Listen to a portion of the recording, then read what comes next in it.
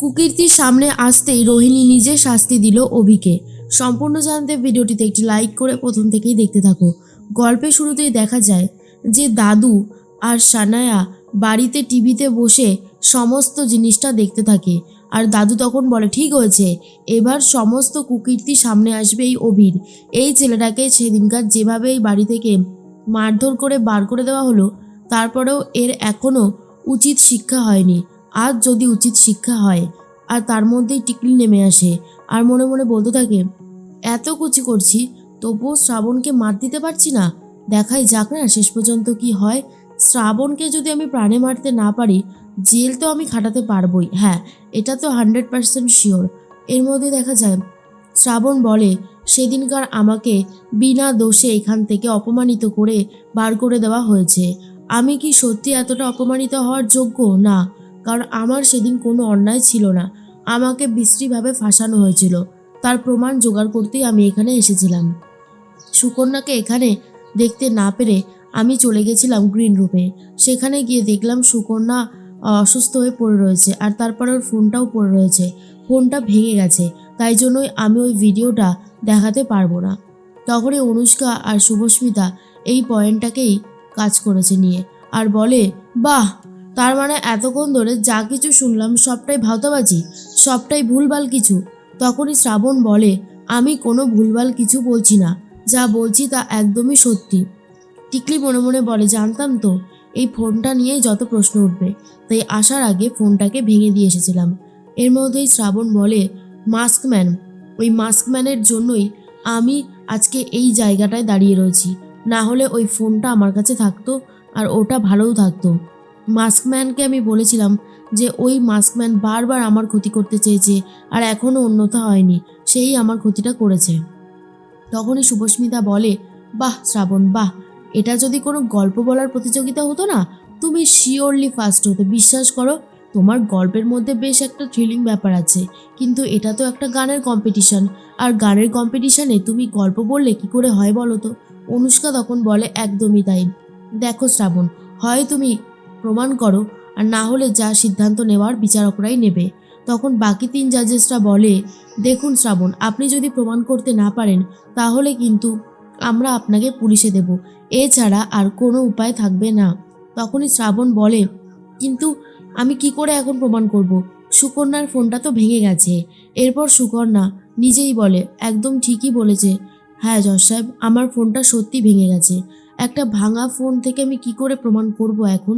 তবে শ্রাবণ যা বলছে তা কিন্তু অক্ষরে অক্ষরে সত্যি। কিন্তু জাজেসরা সেই কথা মেনে নিতে চায় না, আর বলে, প্লিজ প্লিজ দয়া করে এই সমস্ত বলবেন না, আর কোনো লাভ হবে না।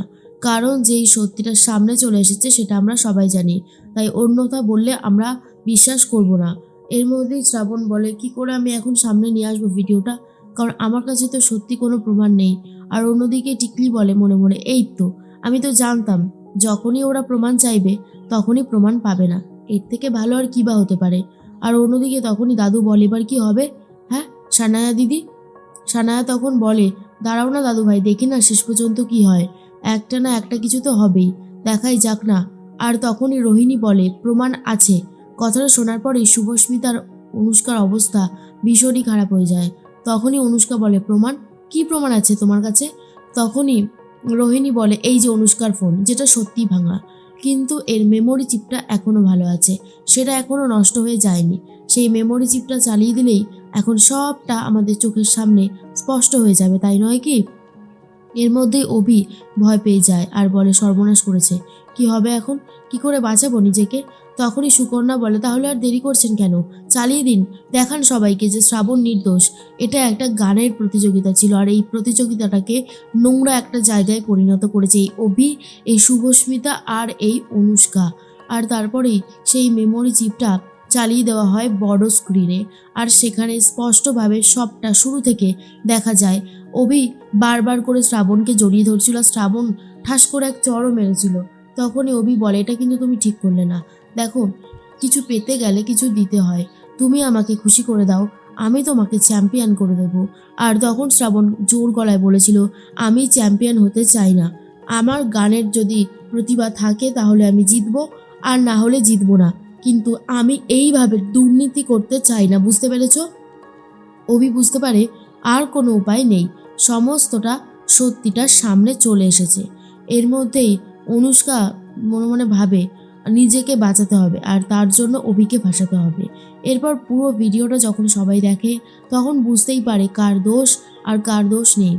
তখনই জাজেসরা বলে এখানে তো স্পষ্টই দেখা যাচ্ছে শ্রাবণের কোনো দোষ নেই। সত্যি আমরা একটা ভুল মানুষকে শাস্তি দিয়ে ফেলছিলাম। আমরা এখানে সবার সামনেই শ্রাবণের কাছে ক্ষমা চাইছি, আর যে মেন কালপেট অভি তাকে আমরা পুলিশের হাতে তুলে দিতে বাধ্য হচ্ছি।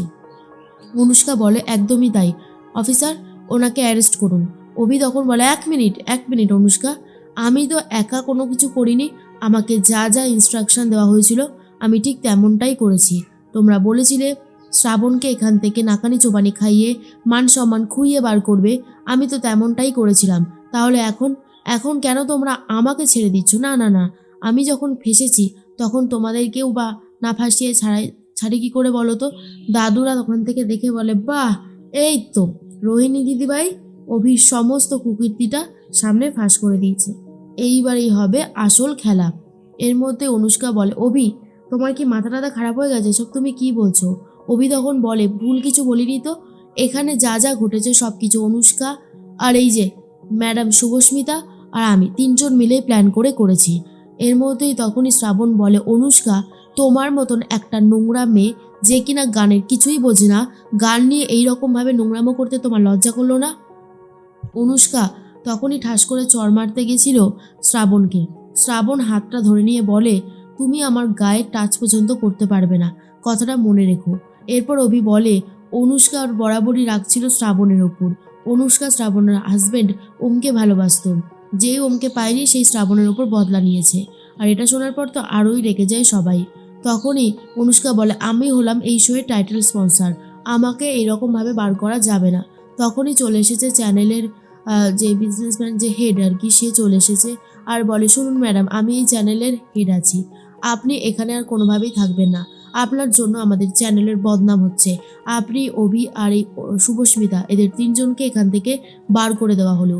আর তারপরে অফিসার অ্যারেস্ট করতে চাইলে রোহিণী নিজের জুতো খুলে অভিকে ভালো করে চাপকাতে থাকে আর বলে আমার জীবন তুমি নষ্ট করে দিয়েছিল, তারপরেও তোমার ওপর কিছুটা দুর্বলতা আমার ছিল, কিন্তু আজ আর সেই দুর্বলতা কোনোভাবেই কাজ করবে না। এই বলেই খুব মারতে থাকে।